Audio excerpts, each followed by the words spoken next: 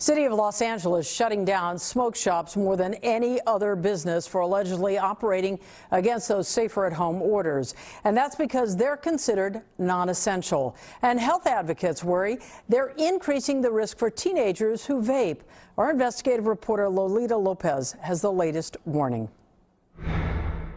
Vapes are still accessible today online, and the I-Team has learned even at shops that are supposed to be closed right now in Los Angeles, but have refused to obey the safer at home rules. With COVID-19 dominating the headlines, it's easy to forget vaping was considered an epidemic among teens just months ago, and still is. This issue still exists. Vaping is still an issue. Albert Millen is a drug prevention advocate with the San Fernando Valley Partnership.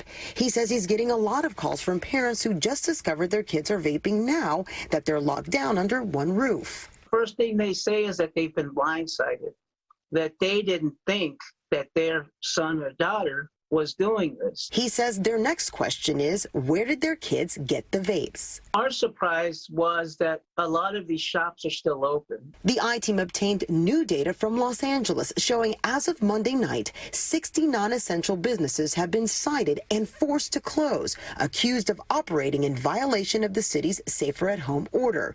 Of those 60 businesses, 31 of them are identified as tobacco and smoke shops. And some of them may still be operating. The I-Team found this smoke shop on the list of closures, which appear to be open for business in the San Fernando Valley today. When you look at the number of shops that exist in our communities and all of these other issues going on, it really is going to make enforcement a lot more difficult. Health officials are also concerned about vaping. The California Department of Public Health just issuing this health alert, showing 8 cases of vape lung were reported in April. The median age, just 17 years old. And while the number of cases is down from the months prior, the department says it's possible cases have been missed or underreported during the COVID-19 pandemic. It's still dangerous for young people. Now, because our priorities have shifted, that doesn't mean that young people's attention has shifted. They're still vaping. They're still trying to figure out how to get these products. Some of the businesses that were forced to close say they're not just smoke shops. They sell snacks and drinks and should be considered more like convenience stores that were allowed to stay open. Milena says if you find out your teen is vaping, don't overreact.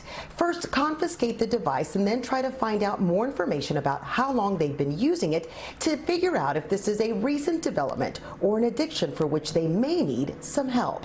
For the I-Team, Lolita Lopez, NBC4 News.